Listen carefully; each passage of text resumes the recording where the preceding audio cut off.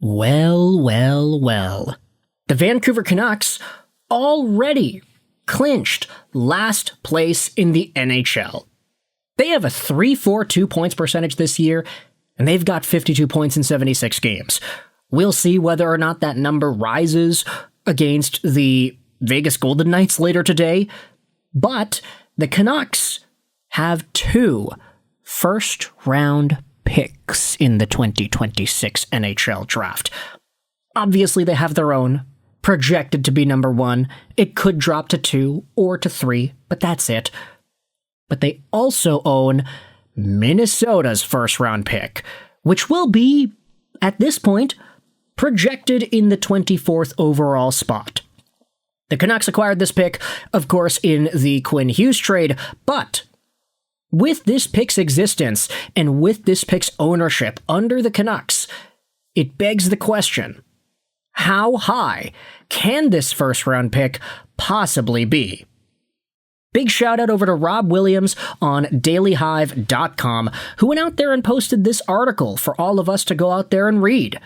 I'm going to leave a link in the description to this piece because Rob Williams does a lot of the brunt work in just kind of determining where everything looks to go for Minnesota. Because for all of us draft prospect fans, and I'm going to say that now, Canucks fans have had the entire season to warm up to the idea of actually paying attention to the draft and the lottery and the prospects and whatnot now. For all of us fans, we kind of need to have an idea of where this second first-round pick is going to be in order to make some educated guesses as to whom it is the Canucks could end up drafting with that second first-round pick. Let's go out there and take a look right here. The Canucks have locked up 32nd place, so we know they are assured of a top 3 pick in the draft. But what about the other pick?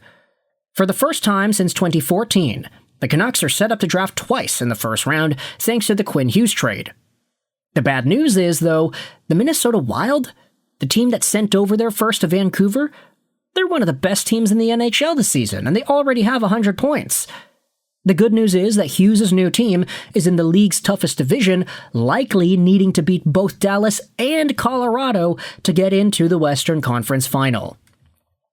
Now, I just wanted to say this as well. Back when I became a primary hockey watching fan back in the 2011, 2012, 2013 days, that's when the Vancouver Canucks actually drafted multiple times in the first round. 2012, okay, they had Brendan Gaunce, that's it. But in 2013, it was like, they got Bo Horvat, and then they got Hunter Shinkaruk. And then in 2014, they had Virtanen and then McCann. It was like, wow, they got 2 first-round picks. That's going to happen every year, right? And then in 2015, they had 1. They drafted Brock Besser, which is great, but that was 1. Then in 2016, it was Juolevi, Pettersson, Hughes, Podkolzin. The list goes on, and then the Canucks stopped having first-round picks for a while. Anyways, for the first time since 2014, the Canucks are going to draft twice in the first round. At least that's what it looks like. The draft order is a relatively complicated process, given it takes into account points gained in the standings, division winner status, and appearances in the conference final and Stanley Cup final. In a normal season, the picks 1 through 16 are made by the teams that miss the playoffs, and picks 17 through 28 are made by teams that get eliminated in the first or second round, while teams that make it to the conference finals and the Stanley Cup finals get picks 29 to 32. This year will be a little bit different due to the Evgeny Dadonov trade. Okay, we do not need to acknowledge that.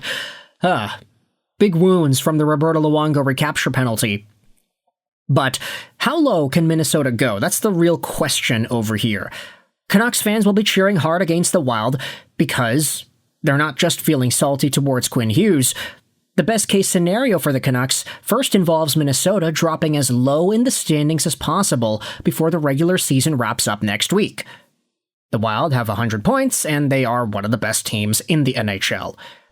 It's possible, but unlikely, the Wild could drop below Pittsburgh and Boston. The race with Dallas, Buffalo, and Montreal is more interesting, though. From there, Canucks fans will be cheering for 3 things. First, for Minnesota to be eliminated in the first or second round. Secondly, for division winners to get knocked out before the conference finals. And thirdly, for teams ranked below Minnesota to make a Cinderella run to the Final Four.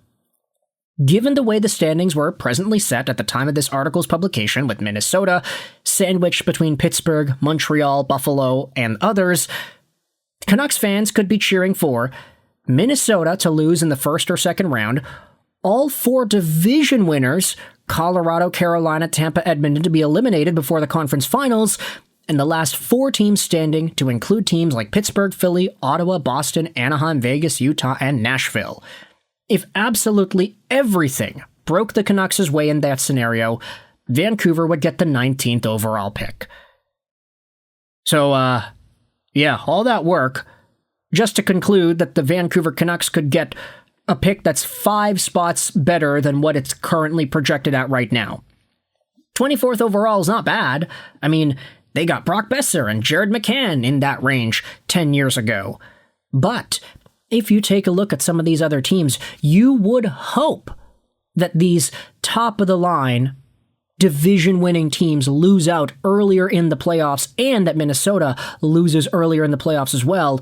And you would also hope that these teams underneath Minnesota that make the playoffs would win their playoff series and head over into the conference finals where they automatically get pushed down to 28th overall and beyond. You want these teams here to win.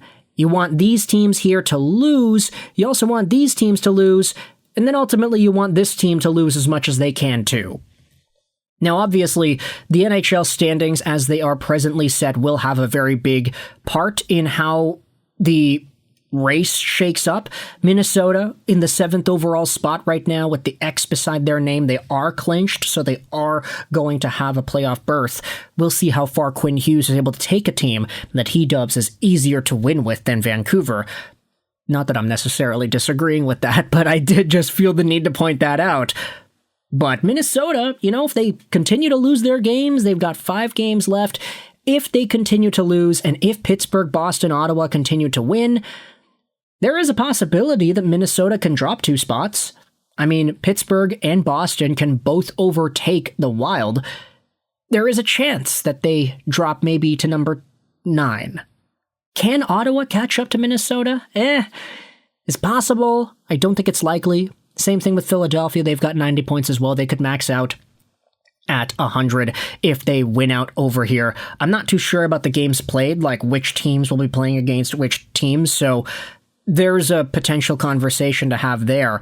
But ultimately, if you head over to the Minnesota Wild, their schedule goes as follows. They have the Seattle Kraken, they have the Dallas Stars, they have the Preds, the Blues, the Ducks. So these are their final 5 games. They've got some central opponents and 1 or 2 Pacific opponents. And they also have some strong teams like Dallas and Anaheim to close off the year. I don't think it's an impossibility that Minnesota just kind of takes it easy, but then again, they've been very good the entire season, so I don't think they're going to selectively start losing here. But with that said, Vancouver right now is projected to drafting 24th, assuming everything goes down the way it's presented at this moment in time. If we see some of these teams making a Cinderella run to the 3rd round, that's a great scenario. If we see Minnesota get eliminated early on in the playoffs, that's a great scenario. If everything works out perfectly, Vancouver could get the 19th overall pick. And I'll say this right here, 19 and 1. If you take one of Vancouver's other seconds and package it together, you could potentially move up and get another top 10 pick. Who really knows? Okay, we got to stop the hypotheticals here, man. There are a number of great prospects in this 2026 draft. Vancouver is going to get one of them in the top 3. Hopefully it's at number 1. But we'll just cross our fingers and hope for Minnesota to lose. Not just because Quinn Hughes is there, and a lot of us don't like Quinn Hughes anymore, but because it's just genuinely beneficial for the Vancouver Canucks. So with that said, let me know your thoughts in the comment section below about the draft pick conversation. This article by Rob Williams will be linked in the description if you want to go out there and check it out yourself. I hope you enjoyed this video, and bye.